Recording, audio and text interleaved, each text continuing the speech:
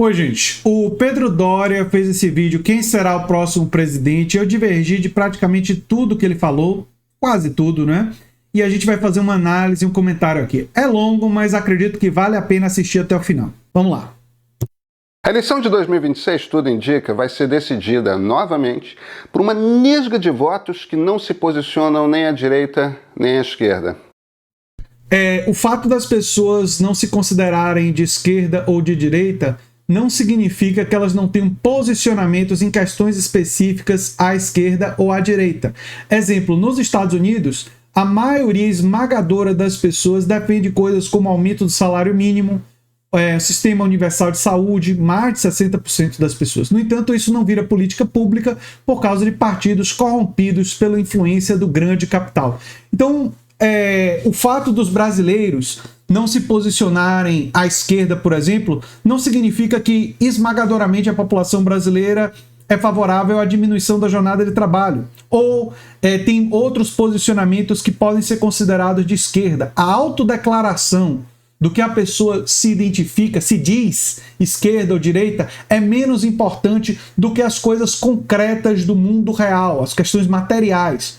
Então, muitas pessoas são persuadidos ou deixam de votar num candidato por coisas muito mais objetivas, como, por exemplo, o fato de Bolsonaro ter tido uma gestão trágica na pandemia, fez muita gente abandonar o Bolsonaro, independentemente se a pessoa se considera de esquerda ou de direita. Mas, enfim, vamos seguir. Foi o que aconteceu nos Estados Unidos em 2020, foi o que aconteceu no Brasil de 22. Não foi o que aconteceu. Em 2020... Biden ganha do Trump por causa da pandemia. Fundamentalmente foi uma rejeição da gestão do Donald Trump na pandemia e também uma rejeição da gestão do Donald Trump na economia. E agora, em 2024, nos Estados Unidos, o que aconteceu foi justamente que o Biden entregou pouco. E aí houve uma rejeição do governo dele para eleger o Donald Trump, porque as pessoas têm memória curta, não é? O Brasil... O Lula ganhou do Bolsonaro porque o Lula tem um gigantesco capital político conquistado por programas sociais como Bolsa Família, Luz para Todos e tudo mais.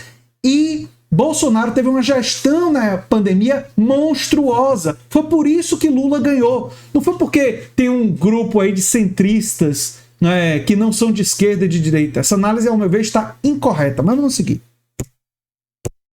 E que aconteceu novamente com os americanos nesse ano. E nada, absolutamente nada sugere que não ocorrerá novamente. E esse pêndulo com pouco espaço de balanço vai pender para onde? Para a esquerda ou para a direita? Minha aposta hoje é que vai para a direita. Jair Bolsonaro é tóxico, mas não vai estar na cédula. Não é absurdo que esteja preso quando vier a eleição. Enquanto isso, Lula está mais preocupado em cultivar os votos que já tem do que acenar para o centro que precisa conquistar. Errado de novo. O pacote de gastos é um aceno, não para o centro, é um aceno em alguns aspectos com a desindexação do salário mínimo e do BPC, que vai muito além do que a classe que o elegeu quer. Porque é um aceno ao mercado financeiro. Isso não ajuda o governo Lula, muito pelo contrário, o prejudica, né? Mas o Pedro Doria fala como a economia tivesse ruim. Peraí, eu vi dados agora de PIB de quase 3,5%, né, nos últimos 12 meses, chegando a 4%, desemprego caindo. Os dados macroeconômicos são positivos. Enfim, vamos seguir. Mas isso não quer dizer que o caminho esteja escancarado para a direita, não. Os 4 pré-candidatos, Tarcísio de Freitas, Ronaldo Caiado, Romeu Zema, Ratinho Júnior. Ronaldo Caiado, no momento, está inelegível, não estava na época que o Pedro Doria fez esse vídeo, foi condenado agora por abuso de poder político. O Tarcísio de Freitas está enfrentando lá a queda da popularidade com a violência da PM, né? O Ratinho Júnior, eu prefiro nem comentar. O Romeu Zema tem uma gestão trágica lá em Minas, viu? Mas enfim. Eles também sentem mais medo de perder os votos que terão, os da direita, do que acenar para os de centro.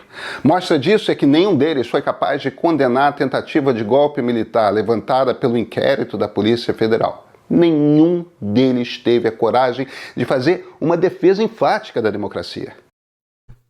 Mas é uma coisa meio óbvia. Existe um eleitorado forte bolsonarista que vai se afastar de qualquer líder da extrema-direita que faça isso. Então é muito simples. A extrema-direita é controlada majoritariamente pelo voto bolsonarista e um líder de extrema-direita que quer ter cacife político para se candidatar à presidência não pode ir contra o Bolsonaro, claramente. Mas enfim. Quem tem maior dificuldade de se distanciar da extrema-direita, aliás, é Tarcísio. Fez tudo certo na eleição municipal de São Paulo. Fez tudo certo na eleição municipal de São Paulo, soltando fake news no dia da eleição? Coisa criminosa, mas enfim. Para depois jogar todo o esforço fora ao defender Bolsonaro da acusação de golpista e, na sequência, pelo desastre que começa a se mostrar a sua polícia militar. Bem, vamos examinar os dois lados. Primeiro, os problemas da candidatura.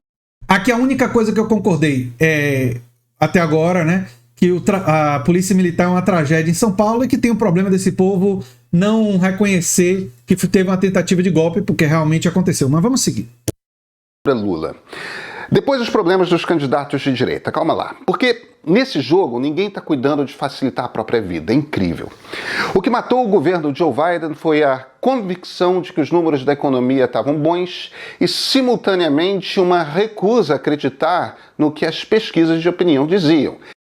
Não, o que matou o governo Joe Biden foi não ter aprovado o Build Back Better, um projeto de lei que traria benefícios materiais gigantescos para a população. O que matou o governo Joe Biden foi não ter lutado pelo aumento do salário mínimo. O que matou o governo Joe Biden foi não ter lutado por um sistema universal de saúde, o Medicare para todos, ou mesmo uma opção pública. Quando um governo não luta para trazer benefícios materiais para a população que o elegeu, a população se volta contra esse governo. Não é difícil de entender. O governo Joe Biden foi um governo que entregou ganhos macroeconômicos razoáveis e algumas políticas públicas, mas não fez coisas transformadoras. E num país onde o capitalismo está levando a uma enorme concentração de riqueza e um aumento da insegurança econômica nas classes médias e na classe trabalhadora, esse tipo de vitória macroeconômica, esse crescimento leve na macroeconomia é insuficiente. Lição para o PT. Mas enfim, vamos seguir. Que não, as pessoas não percebiam a economia como indo bem. Pleno emprego, lá como cá, não é o bastante. Porque emprego as pessoas percebem como sendo uma conquista pessoal. Já a inflação e juro alto, isso não. Essa conta fica com o governo. Só tem um jeito de baixar a inflação e baixar juro ao mesmo tempo. Ajustar as contas. O governo gasta menos do que recebe. Ai, ai. Sabe quanto a popularidade do Biden foi mais alta? Quando o governo Biden gastou com auxílio para a questão do Covid. A popularidade estava altíssima. Sabe quando a popularidade do Biden era mais alta? Quando o governo Biden começou a entregar coisas materialmente vitoriosas para a classe trabalhadora. Primeiro ano e meio do governo Biden, ele entregou algumas coisas do ponto de vista material e propôs o Build Back Better, que era extremamente popular. Se tivesse sido aprovado, provavelmente a Kamala Harris estaria eleita. Mas não foi aprovado por causa de 2 representantes do Partido Democrata que são comprados pelo capital financeiro. Então, não foi por causa da inflação. Foi por causa, até porque a inflação nos Estados Unidos, nos últimos 12 meses, nos últimos 2 anos, não tem sido assim tão alta. O problema é inflação acumulada desde a época da pandemia, mais queda de poder de compra com salário mínimo que não acompanha. O problema foi não aumentar o salário mínimo, não ter políticas sociais para a classe trabalhadora. Esse foi o problema. Mas enfim. E o governo Lula não está disposto a fazer esse ajuste. Vejam, não importa como o ajuste é feito. Pode ser reonerando impostos para setores da indústria? Claro que pode. Pode ser cortando o vínculo de reajuste de benefícios com salário mínimo para dar aumentos em ritmos diferentes? Também pode. Pode ser aumentando o imposto dos ricos? Claro. Não, só pode ser aumentando o imposto dos ricos e cortando privilégios dos super salários. Se for feito cortando na carne da classe trabalhadora será impopular e vai levar à derrota da esquerda. Para a esquerda ganhar, tem que fazer o ajuste, se é que a gente vai chamar assim, taxando dividendos empresariais, taxando superheranças, diminuindo privilégios dos militares, do setor público, dos super salários no setor público e melhorando os salários no setor público de quem ganha pouco, ou seja, melhorar a situação dos que ganham pouco e onerar e tirar privilégio do andar de cima em todos os setores da economia. Em todos os setores da economia. Isso é possível fazer, mas se for feito em outros lugares que pode ser feito, vai ser tragédia. Mas vamos seguir. Cortando benefícios da alta classe do funcionarismo público, tirando verbas que parlamentares usam para fazer a festa, tudo pode, mas é preciso comprar alguma briga política. Ou com a Fiesp, ou com a elite do funcionalismo público, ou com os trabalhadores, ou com o Centrão. Se comprar briga com os trabalhadores, o PT perde com certeza. Não é com eles que tem que comprar briga. Tem que comprar briga é com a classe dominante, é com os mais ricos e com as cúpulas do poder, mas enfim. Sem comprar uma das brigas, a coisa não sai. E a verdade é que o governo, no fim, escolheu não comprar briga política com ninguém, e assim comprou uma com todo mundo. O objetivo é o resultado final. Quando a conta for ajustada, algum tipo de corte for feito, o governo precisa gastar menos do que arrecada. Senão haverá inflação e para combater a inflação, o Banco Central vai aumentar juros. Foi assim com Roberto Campos Neto, será assim com Gabriel Galípolo. Galípolo não é Tombini, ele entende como a economia funciona e entende que tem, essencialmente, um trabalho e uma ferramenta que já não é lá uma ferramenta muito precisa. O trabalho é manter a inflação na meta. A ferramenta é a taxa de juro básico da economia. Ô Pedro, o desemprego está no menor da série histórica. Nós temos um PIB altíssimo. O PIB brasileiro está muito alto. O Brasil se tornou o segundo melhor destino de investimento em capital estrangeiro do mundo. Recentemente. Então, assim, os dados macroeconômicos não são tão negativos quanto você está pintando. Sim, existe um certo aumento da inflação e as coisas ficando um pouco mais caras. É verdade. Mas a melhor solução para isso não é cortar na classe trabalhadora. A melhor solução para isso é cortar onde eu já falei e também, taxar na classe dominante e investir recursos do Estado em direitos sociais, em educação, em saúde, em programas sociais que transformam a vida das pessoas, porque se a pessoa sentir o benefício chegando nela, a gratidão a fará eleger um político do campo progressista. O capital do Lula tem a ver com a trajetória dele de militância no movimento sindical? Tem, mas tem muito a ver também com quando ele foi presidente, o quanto ele entregou para a classe trabalhadora e para os mais pobres desse país. Inflação sobe, juros sobe. Se o dólar disparou, e ele disparou, é por uma única razão. O mercado não acredita no governo.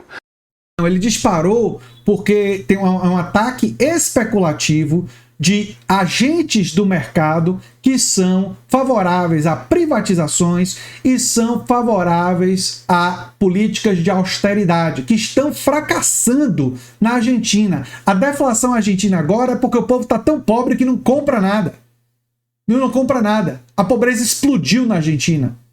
O último dado diz que caminha para 60%. Está em 53%, 54%. Mas está caminhando para 60% da população. É uma coisa assustadora o que está acontecendo na Argentina. Mas enfim. O que rola na internet de esquerda é uma impressão meio que generalizada de que o mercado aposta contra o governo, que boicota o governo. Pode até dar uma convicção de superioridade moral achar isso, mas não é como funciona no mundo real. Ah, não é? O mercado não estava apostando no governo Bolsonaro, no governo Temer, só porque o Temer e o Bolsonaro falavam o que o mercado, vulgo, classe dominante, queria ouvir? Não tem uma dimensão ideológica nesse pessoal? É óbvio que tem uma dimensão ideológica. Mesmo com o PIB aumentando do jeito que aumentou, tem toda uma mídia corporativa falando que a situação está ruim e sendo forçada, às vezes, a reconhecer os dados positivos de forma vexatória, como uma grande surpresa. Mas, enfim.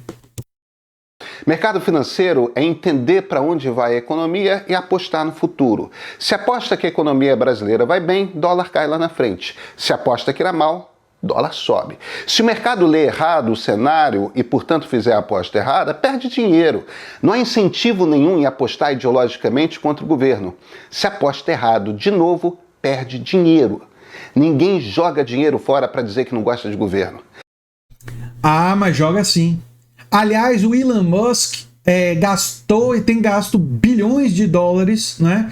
Ele gastou bilhões de dólares para comprar uma rede social para fazer seu trabalho ideológico. Você vê como a classe dominante está disposta a gastar muito dinheiro e perder anunciantes para ganhar a política. Porque quando a classe dominante ganha na política, financiando políticos e tal, eles acabam ganhando muito mais com privatizações e com outras coisas. Então, o investimento em sabotar um governo progressista pode ser imensamente lucrativo no futuro próximo, quando vierem políticas de privatizações, de redução de impostos sobre a classe dominante. O Donald Trump já está prometendo de novo de reduzir os impostos sobre os bilionários, reduzir os impostos sobre os ricos.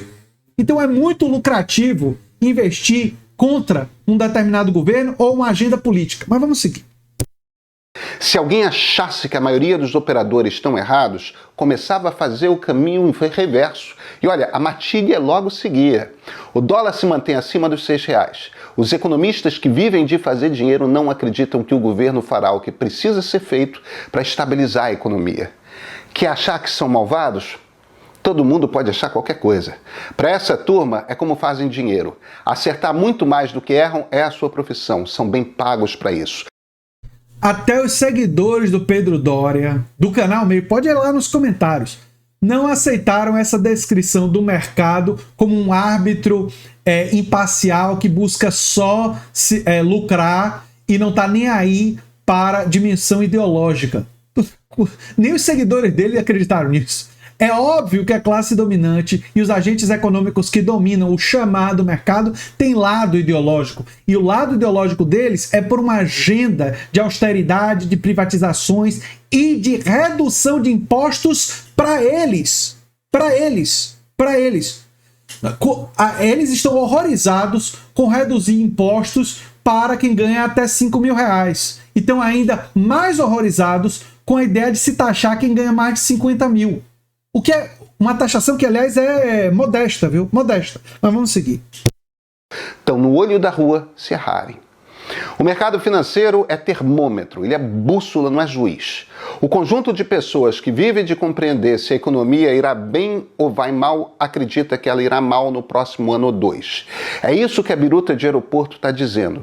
Se tiver errada, um monte de gente do mercado vai perder muito dinheiro. Se tiver errada, Pedro, quando Lula foi eleito, qual era a expectativa do mercado? Era que o PIB iria crescer? É que o Brasil se tornaria o segundo maior país de investimento estrangeiro do mundo? Era que o desemprego iria cair para níveis históricos, no menor desemprego da série histórica? Era essa a expectativa? Era. Olha, o governo Lula tem muita coisa que... Tem a coisa da desindexação do salário mínimo, corte do BPC, eu não concordo. Tem coisas para melhorar. Falta abraçar projeto transformador do ponto de vista estrutural. Mas achar que o governo Lula tá tão ruim quanto era a expectativa de mercado não guarda relação com a realidade. A expectativa deles era muito ruim e os resultados são muito mais positivos do que o mercado dizia. Simplesmente fatos. Problema deles. Se estiverem certos, e de novo, eles são profissionais de acertar coletivamente mais do que errar, e estão errando pra caramba, né? Por que será? A inflação vai apertar e o BC vai puxar os juros para cima e em 2026 a economia vai estar bem difícil. Quem tiver pendurado em dívida vai se apertar muito e gente demais no Brasil tem dívida. Quem tem pouco vai ver o preço do tomate subindo. Quem foi que fez um programa para renegociação das dívidas, né, no Brasil? Ah, foi o governo Lula. Lembra? Foi o governo Lula que fez esse programa para renegociar as dívidas. Né? De que tinha 63 milhões de pessoas no BPC, né? Enfim, BPC não, desculpe.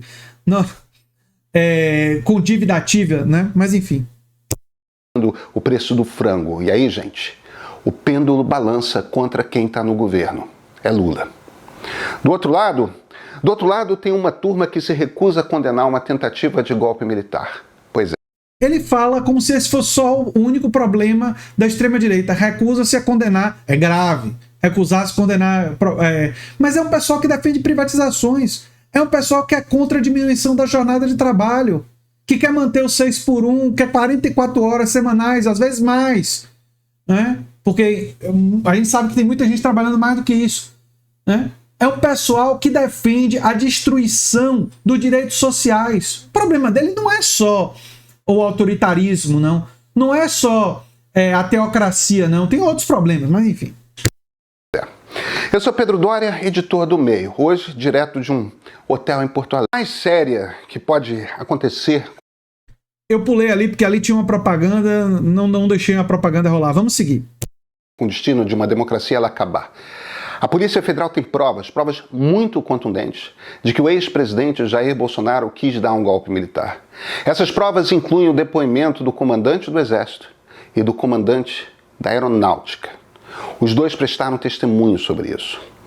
A minha percepção, pelas muitas conversas que tenho tido, é de que eleitores que votaram em Jair Bolsonaro contra Lula se dividem em 3 grupos mais ou menos.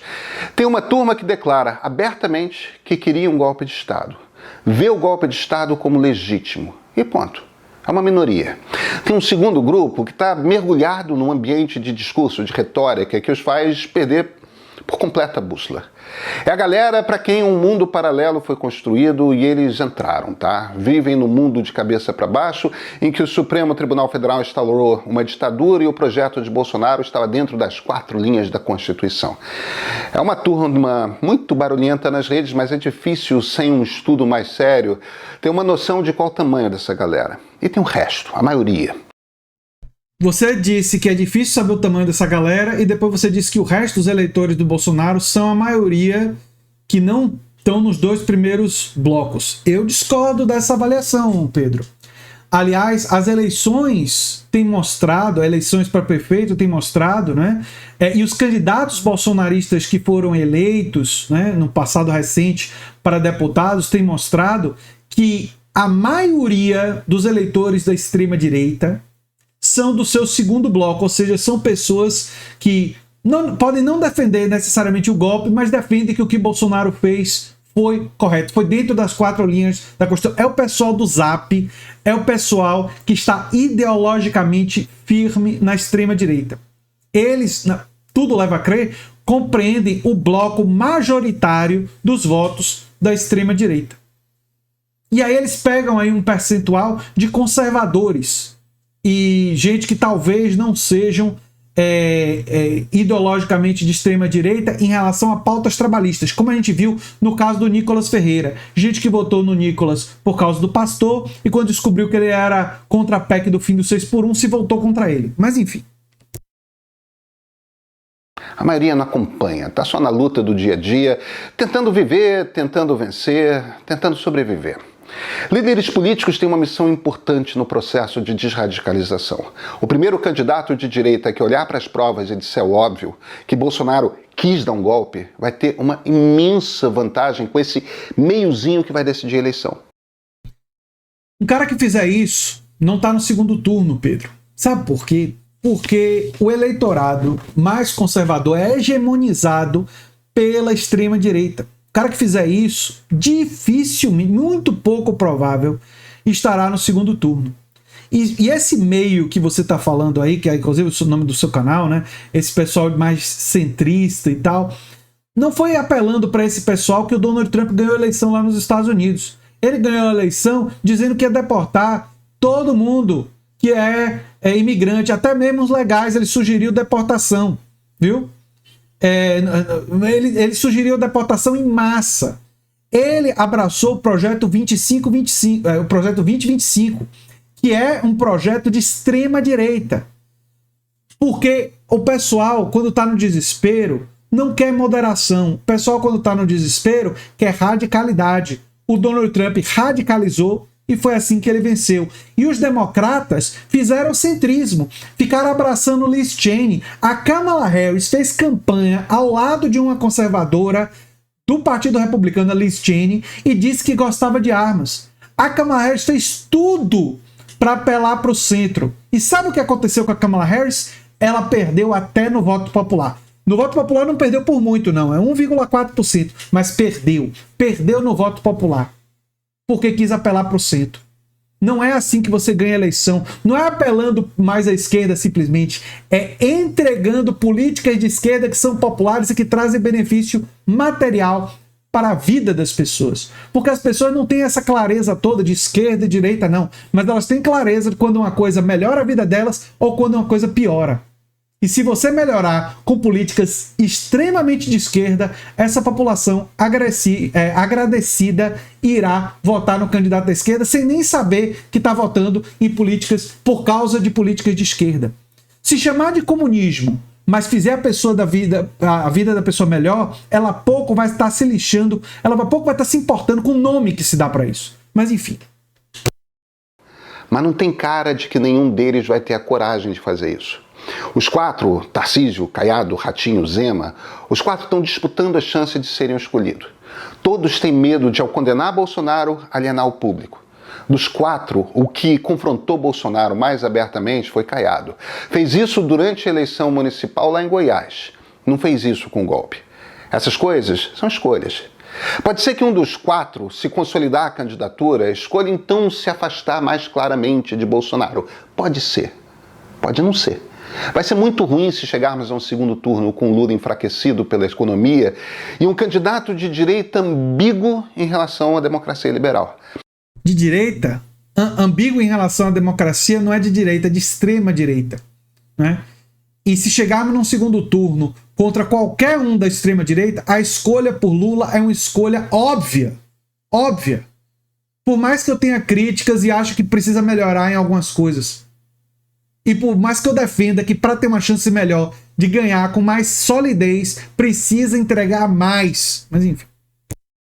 Até lá, muita água vai passar. Talvez a direção econômica do país mude, talvez Lula desista da candidatura. Possivelmente, Bolsonaro será condenado pelo Supremo e vai ser preso. Se ocorrer, os políticos de direita vão ter uma nova oportunidade de se posicionarem. Faltam 2 anos redondos para a eleição presidencial. Neste momento, nenhum dos dois campos está trabalhando para conquistar os eleitores que definirão esse pleito. O que vai conquistar os eleitores não é esses eleitores de centro, supostamente moderados. O que vai conquistar os eleitores é entregar políticas sociais e política pública que melhore a vida das pessoas sensivelmente. E as pessoas, se tiverem essas políticas, irão ser agradecidos. Você acha, Dória, que todo mundo que virou eleitor do Lula no interior da Bahia, por causa do Luz para Todos e Bolsa Família, é todo mundo de esquerda? É todo mundo, esse pessoal todo é um pessoal assim que lê Marx no final de semana? Você acha? Não, né? Você acha que esse pessoal vota no Lula porque, se alguém for perguntar, você é de esquerda, socialista, acredita no projeto, canta internacional comunista? É claro que não. É claro que não. Esse pessoal vota no Lula porque a cidade dele teve luz. Por causa do Luz para Todos, esse pessoal vota no Lula porque passou a comer, parou de passar fome. Se você entregar a política social que muda e transforma as pessoas vão votar no Lula não porque se acham de esquerda, mas porque melhorou a vida deles. E não é com cortes, não é com política de austeridade que Lula vai ganhar essas pessoas. Se fizer isso, vai perder a eleição. E é o que eu tenho para falar sobre esse assunto.